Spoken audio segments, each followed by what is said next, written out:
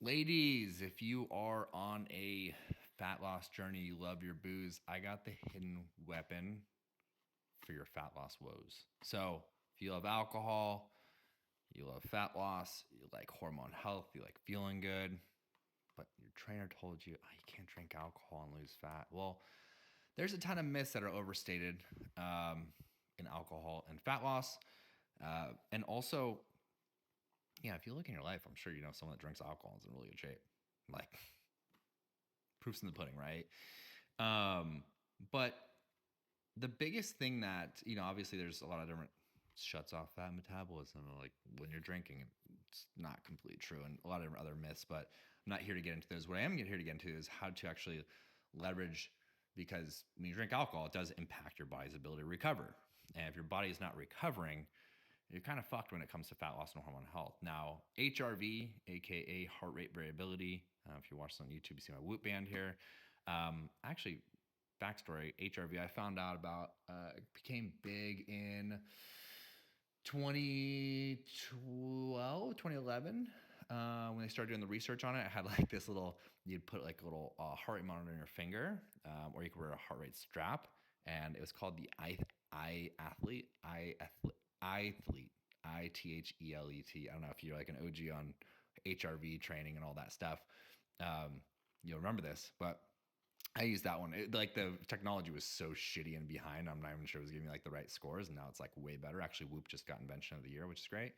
Um, but that's when I first started really paying attention to HRV and the research on it and body's ability to recover. Since then, a massive amount of research has come out on why recovery is so important for performance, fat loss, and hormone health. Now, we're really talking about the two because I'm not talking to athletes out there. Well, maybe you are an athlete, we can worry, whatever. But I'm really talking about fat loss and hormone health. And when it comes to that, if you have, kind of just going back what HRV is, if you are on YouTube, you can see, I'm about to pull up my Whoop dashboard here. So you can see here my recovery score, you can see my strain score, and you can see my sleep score, right? And so that middle part, you see it's yellow. When it's really optimal, it's green. When it's really horrible, it's red. So not terrible, but that's actually not the full recovery HRV, because the HRV actually is its own measurement. If I scroll down a little bit, now you can see my dashboard. The top thing you see here is the heart rate variability. So you see that number is 78. Mine's usually around like, good for me is like 90, 100, around there. So you can see a little dip. So I drank last night, as one does on a Friday, but I didn't follow what I'm about to give you in terms of these protocols to optimize your HRV while you drink. But if your HRV score is lower, and obviously it's not a switch, right? It's a continuum. So the worst it is, like if I had 78 milliseconds versus I had 50 milliseconds, like that'd be obviously worse. But a couple things you are going to run into, number one, with lower HRV scores, which is indicative of that you have lower recovery. Number one is going to be chronically elevated cortisol. You're basically, it's like, that is going to stall fat loss. That does turn an off switch, as does insulin resistance, which also does pick up with a low HRV score. Yeah, your body starts running on glucose and not fat metabolism. So your fat metabolism, your fat oxidation, your fat burning does go down quite a bit. You have a thyroid downregulation from the conversion of T4 to T3 being interfered with, which slows your metabolism down.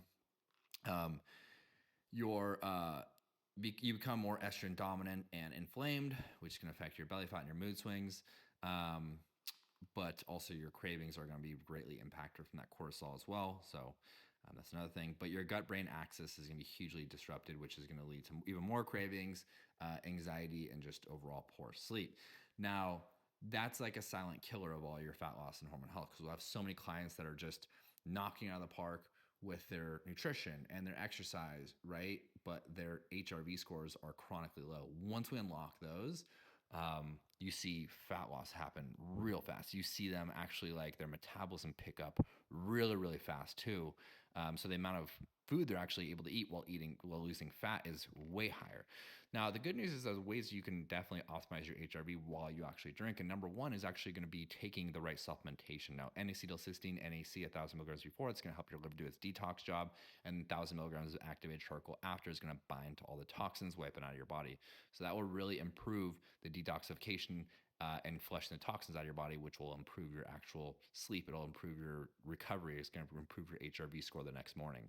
Now, the other thing is you want to make sure you're cutting off alcohol. So last night I didn't cut off alcohol until later, which is why you see the worst score. But if you look at the score the night before, it was actually a 93.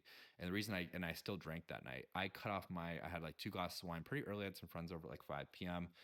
With their kids, and we kind of just like hung out and drank wine, whatever. But we cut the alcohol off around like 6, and I fell asleep at 9. So that's one thing, because obviously you're going to get a lot deeper sleep, better sleep, and it's going to clear your system. You're not like being drunk while you sleep like I was last night. Also, last night I drank tequila. I drank wine. So the higher the ABV, the worse it's going to impact your HRV as well. So higher proofs like liquor and all that stuff compared to wine and beer, it's going to greatly impact your body's ability to recover. Protein rich, high fiber meals. If you ever drink on an empty stomach, you notice you get way more buzz, but that way more buzz also affects way more cortisol, and just overall just impact on your insulin resistance, your estrogen dominance, things like that. So we want to make sure you're getting that to absorb the actual alcohol and absorb the impact it's going to have on your hormones. Make sure you're weight training on those drinking days just to create more insulin sensitivity. Like I was mentioning earlier, there are various pathways that alcohol creates more insulin resistance in your body, which again turns that off switch off on your fat burning, helps you store belly fat, and slows your metabolism down, and also has you consume carbohydrates, store them as more fat instead of energy. So you want to always be insulin sensitive as possible.